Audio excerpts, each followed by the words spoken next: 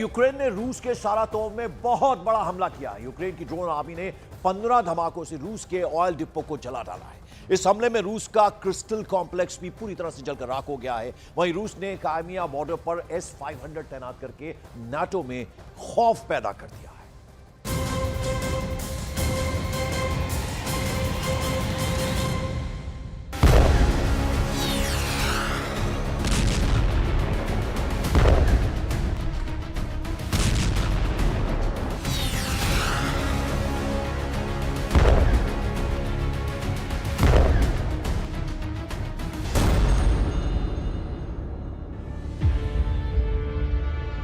रूस यूक्रेन युद्ध महाशक्तियों का टकराव बन गया है।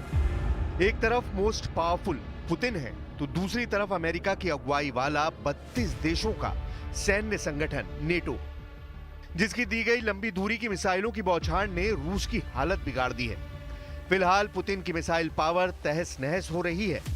अमेरिका और नेटो की लॉन्ग रेंज मिसाइलों से जेलेंस्की आर्मी ने रूस के अभेद कहे जाने वाले डिफेंस सिस्टम की धज्जियां उड़ा डाली हैं। हर गुजरते दिन रूस की डिफेंस लाइन तबाह हो रही है। S-300 मारा गया, S-400 के चीथड़े उड़े। अब पुतिन ने भेजा S-500।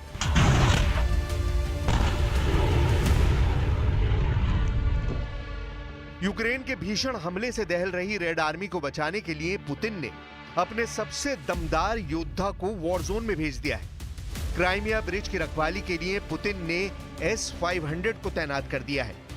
यह तैनाती तब हुई है जब एक ही दिन में रूस के 5 डिफेंस सिस्टम को जेलेंस्की सेना ने जलाकर राख कर दिया था, जिसका बदला लेने के लिए पुतिन ने हाइपरसोनिक हथियारों से लैस और इंटरकॉन्टिनेंटल बैलिस्टिक मिसाइलों को बर्बाद कर डालने वाले लड़ाके को युद्ध में उतार दिया है। S-500 की फिलहाल करेक्ट लोकेशन क्राइमिया ब्रिज है।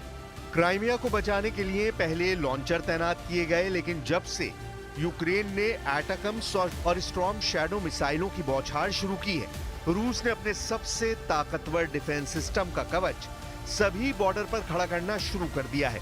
बाहुबली मिसाइल सिस्टम की तैनाती के साथ रूस ने काराखोव में जीत का वीडियो रिलीज किया है।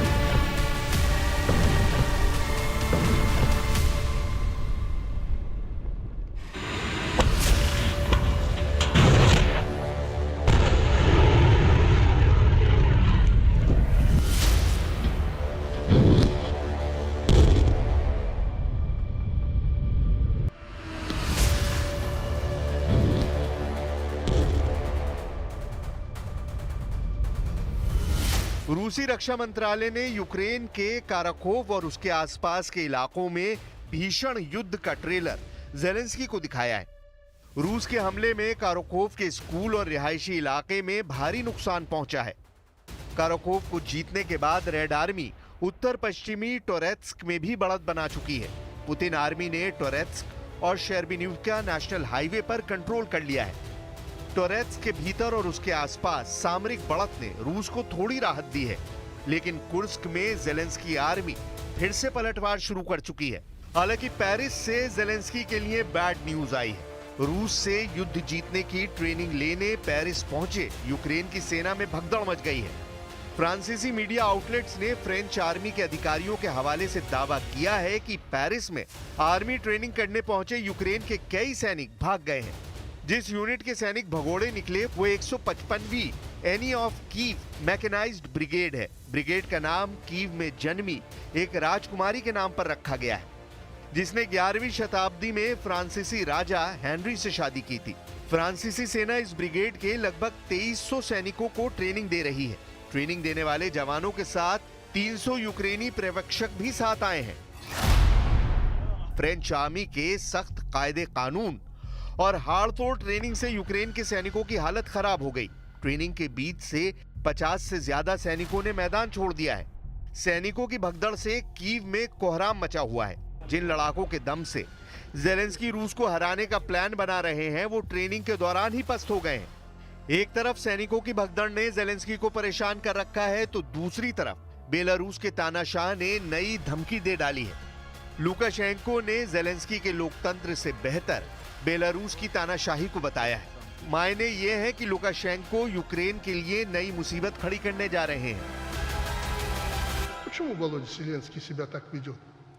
Мы же нормально с ним, все были в хороших отношениях. Чего он вякает, чего ему не хватает? Ему дают команду. Надо всячески делать все, чтобы втянуть страну в войну. Если нас тянут в войну, это тяжелая ситуация. Мы можем не выдержать как государство. लुकाशेंको ने बेलारूस की सत्ता शांति से नई पीढ़ी को सौंपने की दलील भी दे डाली है। हालांकि ज़ेलेंस्की लुकाशेंको की किसी बात से शायद ही इत्तेफाक रखें। वजह है उनकी प्रेसिडेंट पुतिन से वफादारी। नए साल के साथ पुतिन आर्मी ने यूक्रेन में ऑपरेशन को तूफानी बना दिया है। अब तक रूस ने जिन हिस्सों पर जीत हासिल की है वो ज्यादातर इलाके आर्थिक तौर पर पिछड़े हुए हैं, जहां कब्जा जमाकर भी रूस को कुछ खास हासिल नहीं होने वाला है, जबकि इसके साइड इफेक्ट ही रूस को मिलने लगे हैं। यूक्रेन के जो इलाके रूस ने जीते हैं वहां भयानक भुखमरी का आलम है। युद्ध से तबाह इलाके में रूस को भारी आर्थिक नुकसान उठाना पड़ रहा है। लाखों सैनिकों की जान गंवाकर बेहिसाब दौलत युद्ध में खर्च करके भी पुतिन के हाथ अब तक यूक्रेन की वो जमीन लगी है जहां कमाई तो दूर अपनी जेब से खर्च करना पड़ रहा है।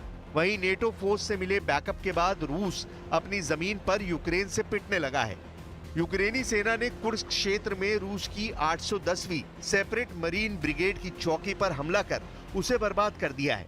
कुर्स्क में कमांड पोस्ट की तबाही के बाद रूस के उस दावे की भी हवा निकल गई है जिसमें कहा गया कि कुर्स्क से यूक्रेन की सेना भाग गई है। तमाम दावों से अलग रूस यूक्रेन की जंग अब भी बराबरी की टक्कर पर दिख रही है। यूक्रेन को मिल रही यूरोपीय देशों के हथियार और पावर सप्लाई ने पुतिन के मिशन को अब तक पूरा नहीं होने दिया है, जिससे एटमी युद्ध का खतरा दिन ब दिन बढ़ता जा रहा है।